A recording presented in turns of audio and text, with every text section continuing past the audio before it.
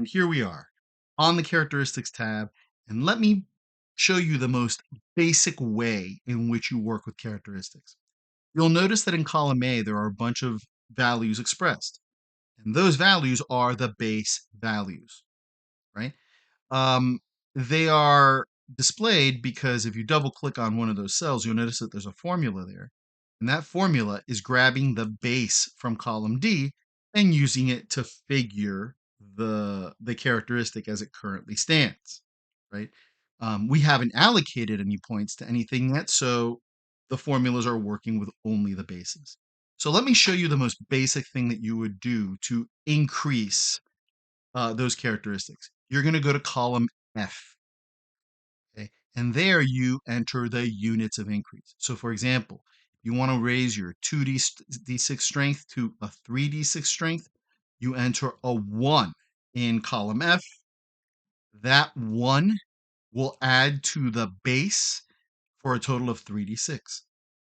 If you want to raise your body from 10 to 15, you enter 5 into that column, into column F. You hit enter, and look at that. Your body has become a body of 15.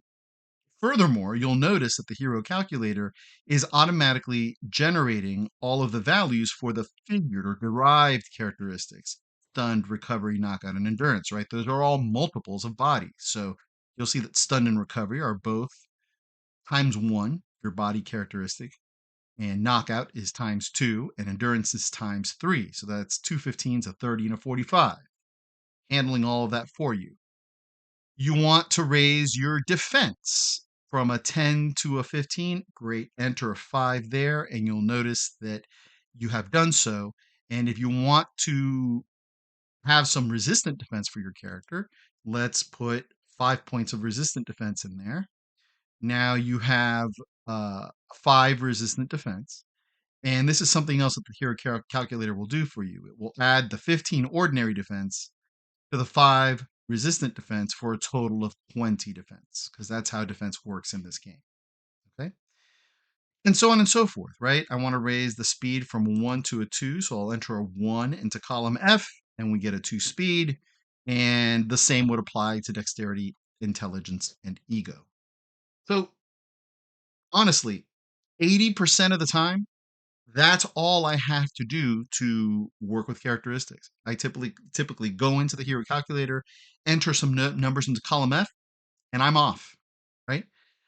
Before showing you some of the other functionality of this tab, let me show you something else that's happening on the other side of column F.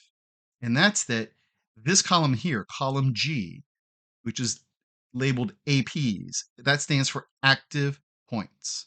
All right.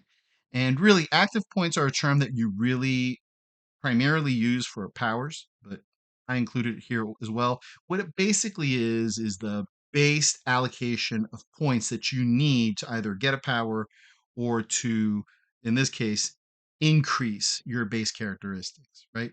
So remember, strength is 5 for every 1d6 of additional strength. Well, the hero calculator knows that, and it did the math for you. Body is 10 for every 1 unit of increase. So 5 times 10 is 50. The hero calculator knew that. You didn't have to enter those values into the hero calculator. It took care of them for you. Defense is 1 for 1. Ordinary defense, that is 1 for 1. So an increase of 5 took an allocation of 5 points. And resistant defense is 5 points for every 1 unit of increase. So 5 times 5 is 25. The hero calculator knew that, right? So that's one thing that really makes it easy to work with the hero calculator, or makes that is really made easy by the hero calculator. All right. Um, Another thing, I'm going to jump all the way over to column M, the total points column, right?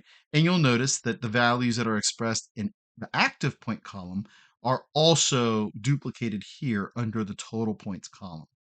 So right now we've allocated 95 points to this character's characteristics, to this hero's characteristics. Now that you know the basics of working with characteristics in the hero calculator, I want to talk about one special circumstance regarding characteristics, and that is that some powers affect characteristics. Not many, but a handful of them do. And let me give you an example. Every level of the power growth that your hero has adds plus 1d6 to your hero's strength, plus 1d6 to your hero's presence, and plus 1 to your hero's body. Furthermore, that plus 1 to your hero's body doesn't affect the derived characteristics. It only affects the body, the value for body. All right. So, how do you enter those values into the hero calculator? Well, you come over here to the increase from powers column and you enter the units of increase there. So, for example, let's say that we have a hero with 1 level of growth. I will enter a 1 into that column, hit enter, and you're going to see that the 3d6 goes up to 4d6.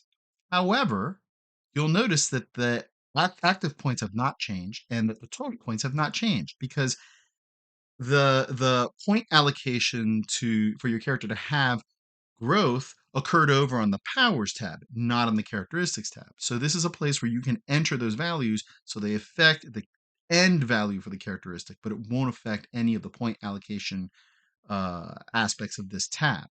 We'll add another 1 here for the presence, right? So our 2d6 goes up to 3d6. And look, we're going to add 1 for body, and that body of 15 is going to go up to a body of 16. Again, no change to the point allocation. And also, you'll notice no change to the stunned recovery, knockout, or endurance values either, right? So the hero calculator has you covered when you're working with characteristics that have been affected by powers. There's one more topic related to characteristics that we have to cover, and that is how you add advantages and limitations to characteristics.